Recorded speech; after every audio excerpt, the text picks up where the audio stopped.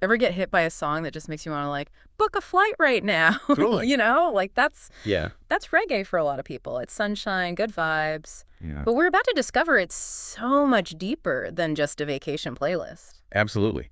What we think of as like chill is actually the sound of a nation finding its voice. Mm-hmm. We're talking about Jamaica, fresh from independence, Wow.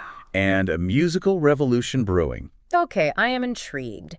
To guide our deep dive today, we've got this article from Victrola, The Origin and History of Reggae Music. Okay. And right away, it mentions how reggae and Jamaican national pride are, like, inseparable. Yeah.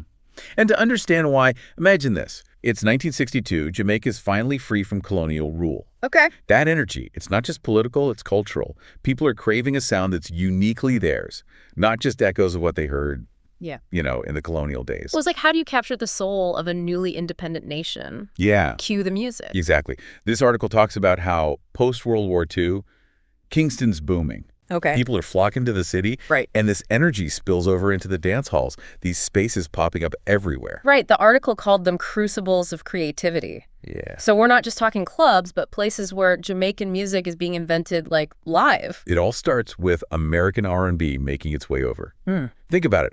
Those rhythms were already all about shaking things up. Right. But Jamaican musicians took that energy and spun it into something brand new. Ska. Okay, for those of us who mainly know Bob Marley, paint us a picture. What's the ska sound? Imagine this. It's hot, sweaty, and suddenly, bam! These fast, punchy rhythms hit you. Okay. Horns are blaring, drums are going a mile a minute, Yeah. all built around this offbeat that just makes you want to move. Okay, I can hear it in my head and it's impossible to stand still. Right. But how do we get from this high-energy ska to what we know as reggae? It's an evolution. Think of it like this. Ska is a rebellious teenager, full of energy. Uh-huh. But by the mid-'60s, Mhm. things mellow out slightly. Enter rocksteady. It's a little slower, a little smoother, letting the bass and drums really take center stage. So it's like the music itself is maturing, finding its groove just like this newly independent nation. Precisely. But hold on to your hats, because things are about to get even more interesting. You're telling me it gets better. Yeah. Lay it on me. What comes next? By the late 1960s, we reach the promised land, reggae. Imagine those infectious ska rhythms slowed down, taking on a more meditative, hypnotic feel, but musically. Way more complex than its predecessors. It's like they bottled that feeling of a nation finding its footing, confident, soulful, with a whole lot to say. But this all sounds like a recipe, right? What about the chefs, the geniuses behind these sounds? Who are the pioneers we need to know? So we've got reggae, this new sound oozing with soul and cultural identity. Yeah. But who are the masterminds behind it? Okay. Give me names. Oh, get ready, because we're about to meet some true innovators. Okay. First up, the article calls out Lee Scratch Perry, Okay. a name synonymous with sonic experimentation. Even Keith Richards himself Wow. called Perry the Salvador Dali of music. Okay, that's some serious praise coming from a Rolling Stone. Right. What made Perry so revolutionary? Imagine taking those already slowed down reggae rhythms and stretching them even further, Okay. creating this hypnotic, almost otherworldly vibe. Wow. That's Perry's signature. Okay. He wasn't afraid to experiment, Right. to push the boundaries of what reggae could be.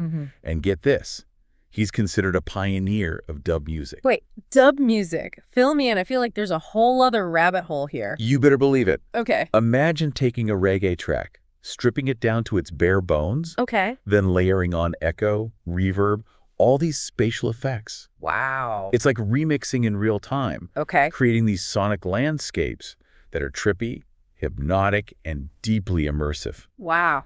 And guess what? Don't tell me dub influenced a ton of other genres. You got it. Oh, dub. Dub's fingerprints are all over hip-hop, particularly in those early days of sampling. Right. Think about how DJs would take a breakbeat and loop it, Hmm. creating the foundation for rappers to flow over that Right. technique. Heavily inspired by the way dub producers manipulated sound. Wow. That connection never occurred to me, but it makes total sense. Yeah. Okay, who else is on this list of reggae pioneers? Well, we can't forget Bunny Lee, Okay. the maestro of the organ shuffle. Oh, okay. You know, that sound, it's toppy, syncopated, like the organ's having a conversation with the drums. I can practically hear it now. What's a good example of that? The article mentions Bangarang as a classic example. Okay. As soon as those organ chords hit, Yeah. you know exactly what you're listening to. Right. Buddy Lee wasn't just shaping the sound. Right. He was also a key figure in bringing reggae to a global audience, especially in the UK. It's amazing how these pioneers were not only shaping the music, but also laying the groundwork for its global takeover. Okay, we've got the sonic experimenter, the organ kingpin. Yeah.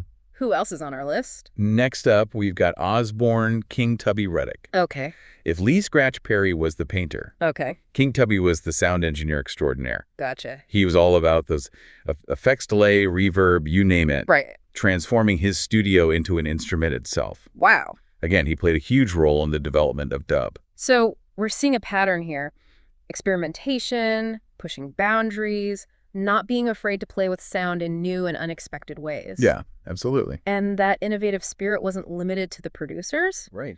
On the artist side, you have pioneers like Toots and the Maytals, Yes. who seamlessly transitioned from the high-energy world of ska to become reggae royalty. Exactly. Their song, 5446, that's my number, is considered a bona fide classic. It is. Okay, you've convinced me adding that one to my playlist for sure. Who else should I check out? Well, there's Jimmy Cliff, Yeah. who achieved international fame with his incredible voice and socially conscious lyrics. Right. His album, Wonderful World, Beautiful People, was a global smash, introducing reggae to a whole new audience. It's amazing how these artists, each with their own unique styles, came together to create a genre that resonated with so many people. Yeah.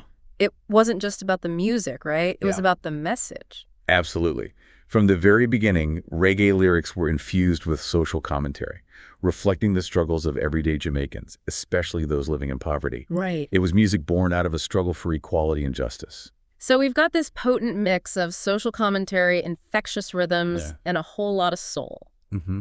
But how did reggae go from the streets of Kingston to a global phenomenon? It's a testament to the power of music to, transcend borders, right? Right. One turning point the article highlights is the 1972 film The Harder They Come, starring Jimmy Cliff. Right. It wasn't just a movie. Right. It was a window into the heart of Jamaican culture, Right. showcasing the struggles, the triumphs, and the soundtrack that gave it all life. Right. I've heard it called a cult classic, but it wasn't just Jimmy Cliff, right? There's this other guy. Ah, yes. Yeah. You can't talk about reggae's global reach without mentioning the Bob Marley effect. Right. Here you have this charismatic figure Right. delivering messages of peace, unity, and social justice, all wrapped up in music that just makes you feel good. Yeah. It was a recipe for global domination. And dominate he did. I remember reading even Eric Clapton was captivated by reggae, Wow. calling it his favorite music. That's quite an endorsement.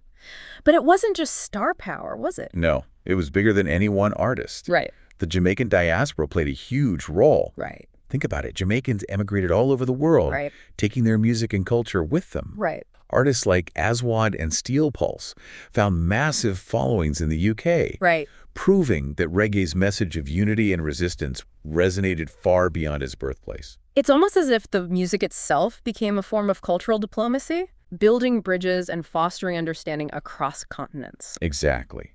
And a big part of that universal appeal comes down to the music itself. Right. So are you ready to unpack the sonic ingredients that make reggae so unique? Hit me with those good vibrations. Let's break it down. What are we hearing when that reggae groove gets going? Well, you've got your drums, bass, guitar, keyboards, horns. Right. Similar to what you'd find in a rock band. Right. But the way these instruments come together in reggae, a whole different ballgame. Okay, so walk me through it. What makes those reggae instruments so special? Take the drums, for example. Okay. Beyond the standard kit, you've often got congas, bongos, shakers, Right. all these traditional Jamaican percussion instruments, adding layers of texture and complexity, Okay. and the drumming styles.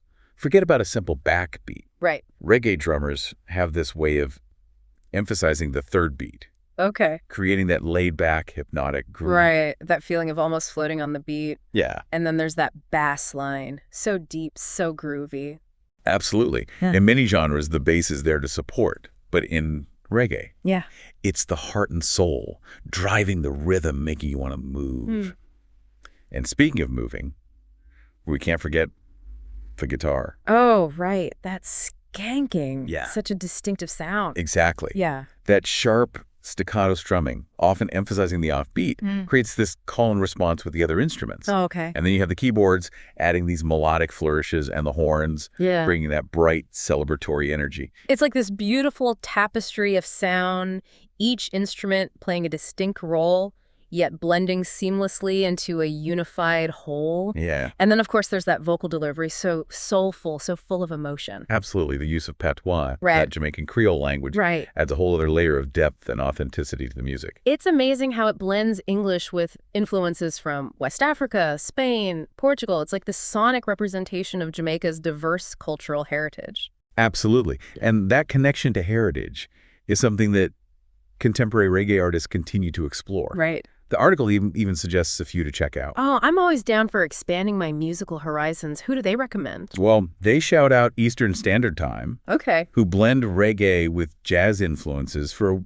really unique sound. Okay, cool. And then there's the Ganja Anthems compilation, Oh, right. which, as the name suggests, Yeah. celebrates that other well-known aspect of reggae culture. Right. The herbal inspiration that's been a part of reggae's identity from the start. Exactly. Right. And for something with a truly global perspective, they recommend Ikenja Fakoli, an artist from the Ivory Coast who brings his own unique flavor to the genre. Wow. It's incredible how reggae continues to evolve, embracing new influences while staying true to its roots.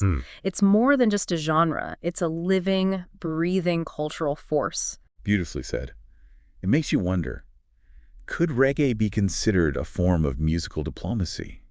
A way of spreading messages of peace, unity, and social justice through the universal language of music? It's a powerful thought. Yeah. And one that resonates deeply after this deep dive. Right. So to all our listeners out there, the next time you hear those reggae rhythms, don't just tap your feet.